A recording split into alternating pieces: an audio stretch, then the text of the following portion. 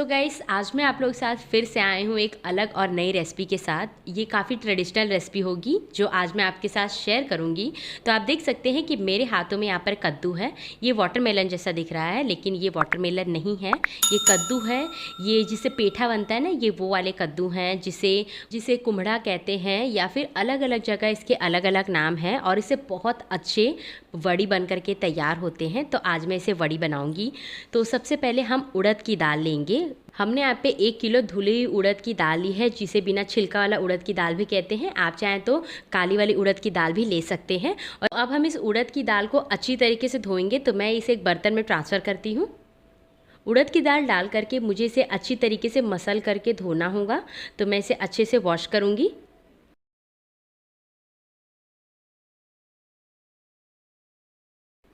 उड़द की दाल अच्छे से धुल गई है और आप देख सकते हैं मैंने इसमें पानी डाल दिया है। तो अब मैं इसे ढक करके ओवरनाइट सोक होने के लिए रखूँगी। और जिस तरीके से मैंने यहाँ पे उड़द की दाल को धुला था, उसी तरीके से मैं यहाँ पे चने की दाल को भी धोऊंगी। तो हमने यहाँ पे 1 किलो चने की दाल ली है। आप चाहें तो इसके अलावा और भी अलग अलग प्रकार की दालों का इस्तेमाल भी कर सकते हैं। तो चने की दाल को भी हम इसी प्रकार से धो लेंगे।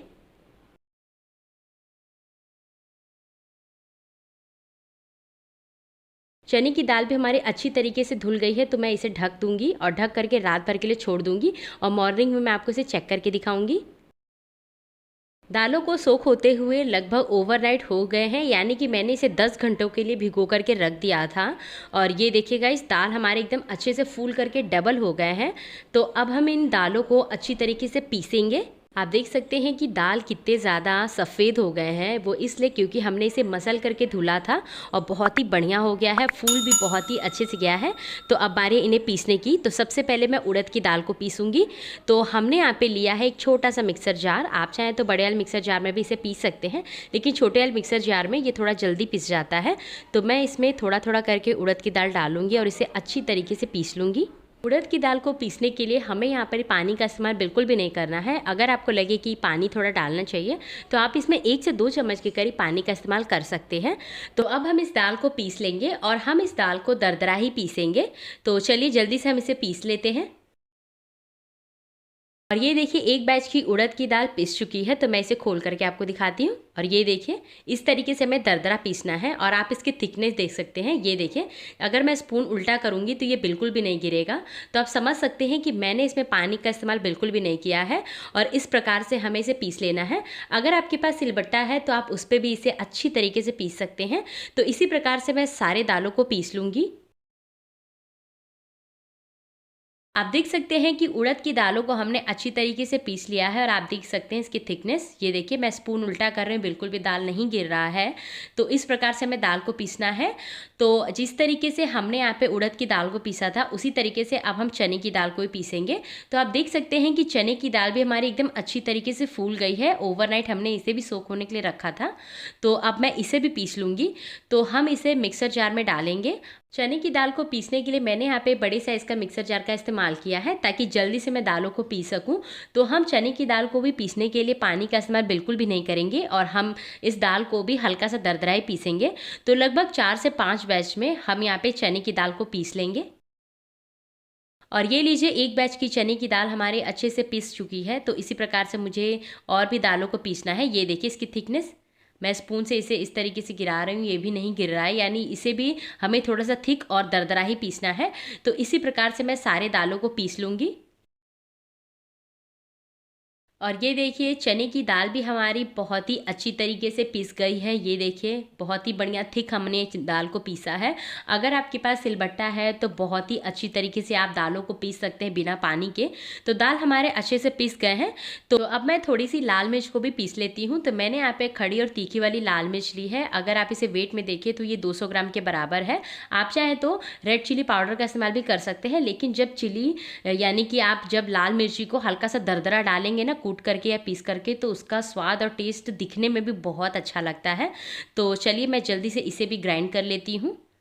और ये लीजिए, लाल मिर्च को मैंने यहाँ पे लगभग 2 बार में घुमाया था और आप देख सकते हैं कि हल्का सा ये दरदरा हो गया है, जैसा कि चिली फ्लेक्स होता है उस प्रकार से। तो इसी तरीके से हमें इसे ग्राइंड करना था। तो चलिए अब हम नेक्स्ट प्रोसेस पे चलते हैं। तो फाइनली मैंने यहाँ पे लिया है कद्दू, ये पेठे वाले कद्दू जिसे कुम्हड़ा कहते हैं, या अलग अलग जगह इसके अलग अलग नाम है, और मैं तो इसे कद्दू ही कहूँगी क्योंकि इसे पेठा बनाया जाता है। और आज मैं इससे बनाने वाली हूँ अदौरी, जिसे कुछ लोग कुंधौरी कहते हैं, अदौरी कहते हैं, वड़ी कहते हैं, मसाला वड़ी कहते हैं, अलग अलग जगह अलग अलग नाम है। और कुछ लोग कुम्हड़ा वड़ी भी कहते हैं।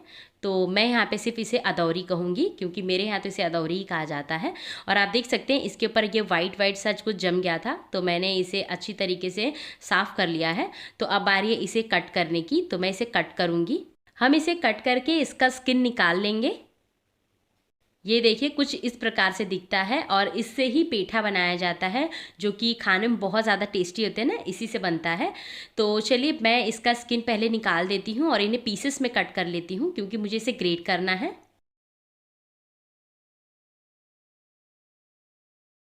बहुत लोग इस कद्दू को कट करते समय इसके बीज को फेंक देते हैं, लेकिन मैं इसके बीज को फेंकूंगी नहीं, मैं उसे वड़ी में ही यूज़ करूंगी। तो सबसे पहले इस बीज को मैं साइड में निकाल लेती हूँ क्योंकि जब मैं इन सभी चीज़ों को मिक्स करूंगी तो उसमें मैं बीज को डाल दूंगी। हमें यहाँ पे इस प्रकार से इसे पीसेस में कट करना है और मुझे इसे ग्रेट करना है, और जो बीज है उसे मैं बाद में यूज़ करूँगी। आप चाहें तो इसे सिलबट्टे पे पीस लीजिए या मिक्सर जार में इसे ग्राइंड भी कर सकते हैं। और ये देखिए कद्दू को मैंने यहाँ पे अच्छी तरीके से पीसेस में कट कर लिया है, और अब बारी है इन्हें ग्रेट करने की। तो चलिए मैं जल्दी से इन्हें ग्रेट कर लेती हूँ। तो मैंने यहाँ पे बड़े साइज़ का ग्रेटर ले लिया है और उसे मैं अच्छी तरीके से इन्हें ग्रेट कर लूँगी।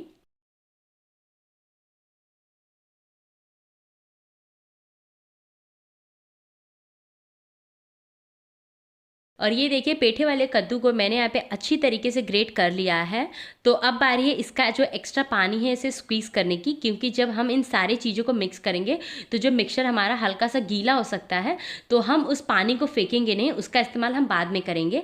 अगर आप इसे पहले ही ग्रेट करते हैं तो उन पानी को आप दाल को पीसने में यूज़ कर सकते हैं। अगर आप इसे बाद में ग्रेट कर रहे हैं जैसा कि मैंने किया है, तो आप क्या करिए, इन पानियों को बाद में यूज़ करना है, वो मैं आपको बताऊँगी कैसे। तो चलिए मैं इसे अच्छी तरीके से इसका पानी निकाल लेती हूँ, यानी निचोड़ लेती हूँ। तो मैंने यहाँ पे एक कपड़ा लिया है। तो अब इस कपड़े के ऊपर इस कद्दू के मिक्सचर को रखेंगे और इसे इस प्रकार से निचोड़ेंगे। आप देख सकते हैं कि इस कद्दू में कितना ज़्यादा पानी है, तो हम इसे इसी प्रकार से अच्छी तरीके से निचोड़ लेंगे। और ये देखिए कद्दू को हमने एकदम अच्छी तरीके से निचोड़ लिया है और इसका पानी अलग कर दिया है। आप देख सकते हैं कितना ज़्यादा पानी निकला है। तो चलिए हम नेक्स्ट प्रोसेस पे चलते हैं। तो सबसे पहले हम इस निचोड़े हुए कद्दू को एक प्लेट में ट्रांसफ़र कर लेते हैं। आप देख सकते हैं ये थोड़ा सा खट्टा होता है, तो इसलिए इससे डाला जाता है इसमें, ताकि इसका जो स्टोरेज का जो लाइफ रहे वो ज़्यादा रहे, और इससे बहुत ही अच्छा इसका टेस्ट भी आता है। तो इस वजह से इसे डाला जाता है। तो चलिए हम नेक्स्ट प्रोसेस पे चलते हैं। तो सबसे पहले हम यहाँ पे उड़द की दाल को अच्छी तरीके से फेंटेंगे। हम दाल को अच्छी तरीके से तब तक फेंटेंगे जब तक ये फूल नहीं जाता है। फूल मतलब लगभग हम इसे 8 से 10 मिनट के लिए फेंटेंगे। और जब आप इन्हें पानी में डालेंगे तो ये पानी के तले को छोड़ करके ये ऊपर आ जाना चाहिए, इतना हमें इसे फेंटना है। जैसा कि आप दही भल्ले के लिए आप दाल को फेंटते हैं उस प्रकार से हम इसे फेंटेंगे। तो चलिए हम इसे जल्दी से फेंट लेते हैं। उड़द की दाल को जैसे जैसे आप फेंटेंगे आप देखेंगे कि इसका कलर हल्का सा सफ़ेद होते जाएगा। ये देखिए हल्का सा ये फूल भी गया है। तो मैं इसे थोड़ी देर के लिए और अच्छी तरीके से फेंट लेती हूँ। ये देखिए गाइस, दाल जो हमारी है हल्की सी फूल गई है, और आप देख सकते हैं इसका कलर हल्का सा सफ़ेद हो गया है, और इसमें एयर जब चला जाता है ना तो दाल हल्का हो जाता है एकदम। ये देखिए गाइस कुछ इस प्रकार से। तो दाल हमारी रेडी हो गई है। तो अब मैं आपको इसे चेक करके दिखाती हूँ। तो मैंने यहाँ पे एक कटोरी ले ली है, उसमें पानी रखा है, और अब मैं इसमें छोटा सा मिक्सचर डालूंगी दाल का। ये देखिए आप देख सकते हैं कि मैंने जैसे ही इसमें से छोटा सा मिक्सचर डाला ये अपने आप ऊपर आ गया है। तो आप समझ सकते हैं कि इसमें बहुत ही अच्छे से एयर चला गया है और दाल हमारी अच्छे से फूल गई है। तो इसी प्रकार से जैसा कि हमने उड़द की दाल को फेंटा है उसी तरीके से हम चने की दाल को भी फेंट लेंगे।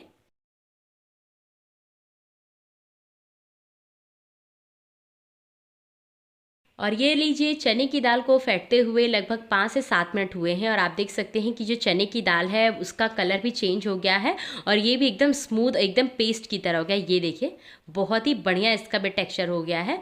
और इसे भी मैं आपको पानी में डाल के दिखाती हूँ। जैसे ही मैं इसे पानी में डाल रही हूँ, इसका ये भी तले को छोड़ करके डायरेक्ट ऊपर आ जा रहा है, तो इसमें बहुत ही अच्छे से एयर चला गया है, यानी कि दोनों दालें हमारे एकदम अच्छे से तैयार हो गई हैं। तो अब बारी है सारे इंग्रेडिएंट्स को अच्छे से मिक्स करने की। तो अब बारी है इन सारे चीज़ों को मिक्स करने की जो हमने यहाँ पे तैयार करके रख लिया है। तो सबसे पहले इस उड़द की दाल को जो हमने अच्छे से फेंटा था, इसमें हम डालेंगे पेठे वाले जो कद्दू, जिन्हें हमने अच्छी तरीके से ग्रेट किया था और उनका पानी निचोड़ लिया था।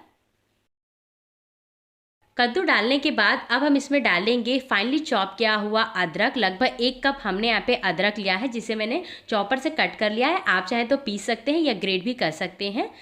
साथ ही में हम इसमें लाल मिर्च पाउडर ऐड करेंगे, जो हमने पहले से ही अच्छे से ग्राइंड कर लिया था।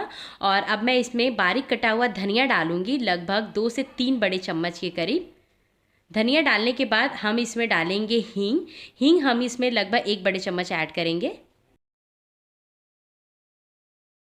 हींग डालने के बाद अब मैं इसमें ऐड करूंगी 4 से 5 बड़े चम्मच के करीब धनिया पाउडर।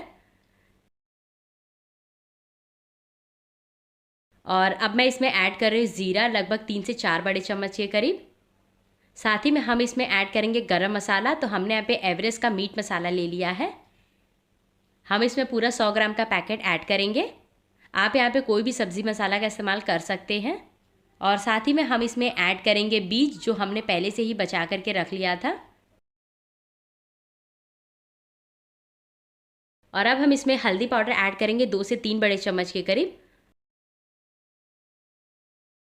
हल्दी पाउडर डाल करके सभी चीज़ों को हम अच्छी तरीके से मिक्स कर लेंगे। आप सोच रहे हैं मैंने तो इसमें नमक नहीं डाला, हमें इसमें नमक नहीं ऐड करना है। अगर आप इसमें नमक डालेंगे तो मिक्सचर गीला हो जाएगा और बड़ी अच्छे से नहीं बन पाएगी, तो इसलिए हमने इसमें नमक ऐड नहीं किया है।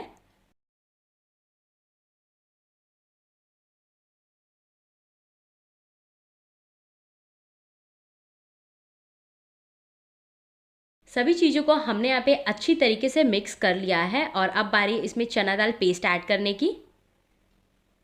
चना दाल का पेस्ट डाल दिया हमने और अब मैं इसे अच्छी तरीके से फिर से मिक्स कर लूँगी।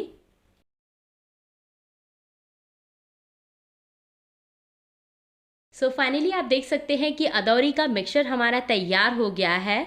तो अब बारी है अदौरी खोटने की, यानी कि अदौरी बनाने की। तो चलिए हम इसे चलते हैं धूप में। आप चाहें तो इसे छाँव में भी बना सकते हैं, लेकिन मैं इसे डायरेक्टली धूप में बना रही हूँ ताकि जल्दी से ये सूख जाए। टेरेस पे धूप बहुत ज़्यादा है और अदौरी बनाने का ये सबसे बेस्ट टाइम है।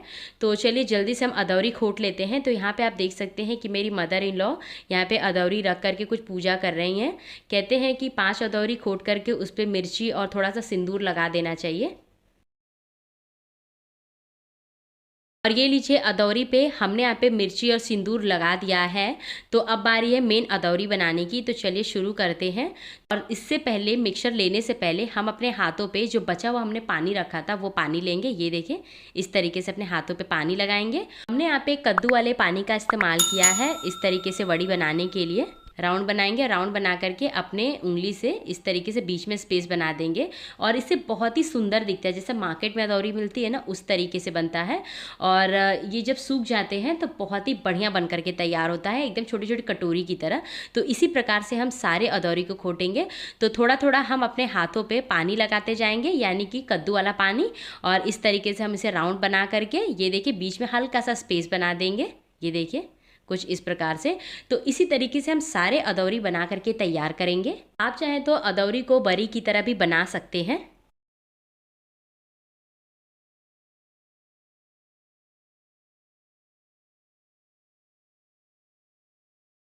सो फाइनली सारी अदौरी हमारी बन चुकी है और अब मैं इसे इसी तरीके से कड़कती धूप में सूखने दूंगी। लगभग 2 से 3 दिन लग जाते हैं इसे सूखने के लिए। तो 2 दिन तो हमें इसी तरीके से लग जाएंगे सूखने के लिए और उसके बाद मैं आपको इन्हें चेक करके दिखाऊंगी। सो फाइनली शाम हो चुकी है और ये देखिए, एक अदौरी को मैं पहले आपको निकाल करके दिखाती हूँ। और ये देखिए, एक अदौरी अभी भी बहुत ज़्यादा सॉफ्ट है, ये अच्छी तरीके से सूखा नहीं है। तो मैं इसे नेक्स्ट डे भी इसी तरीके से छोड़ दूँगी सूखने के लिए। अदौरी को सूखते हुए लगभग दूसरा दिन हो गया है और ये देखिए कितनी आसानी से अदौरी कपड़े को छोड़ रहा है।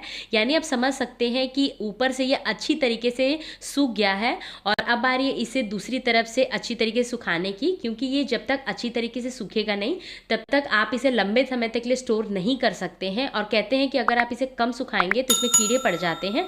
तो लगभग 3 से 4 दिन की कड़क धूप आप इसे ज़रूर दिखाइए। तो मैं इसे इस तरीके से पलट करके भी इसे सुखा लूँगी।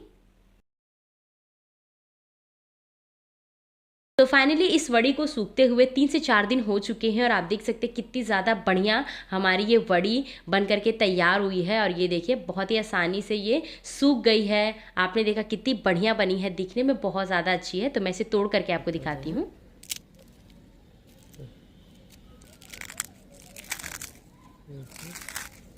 और आप इस वड़ी को स्टोर करिए एयर टाइट कंटेनर में और आप इसे लगभग 2 से 3 साल तक के लिए बहुत ही आसानी से स्टोर करके रख सकते हैं। और जब भी आप इन्हें स्टोर करें आप उसमें थोड़ा सा हींग डाल दीजिए ताकि उसमें कीड़े ना पड़े। तो आपने देखा कितनी आसानी से हमने यहाँ पे बहुत बढ़िया तरीके से अदौरी बनाया, वो भी बहुत ही सिंपल तरीके से। तो गाइस अगर वीडियो अच्छा लगे तो इसे प्यारा सा लाइक ज़रूर दीजिए। अगर आप मेरे चैनल पर नए हैं तो जल्दी से मेरे चैनल को सब्सक्राइब करिए। बगल में एक छोटा सा बेल आइकन होगा, उसे प्रेस करना बिल्कुल ना भूलें ताकि आने वाले मेरे नए नोटिफिकेशन आप तक सबसे पहले पहुँचे। Thank you friends, keep watching Goldie's kitchen. Bye bye friends, मैं जल्दी मिलूंगी आपके लिए और भी इंटरेस्टिंग सी रेसिपी लेकर के। तब तक के लिए आप इसे एंजॉय करिए।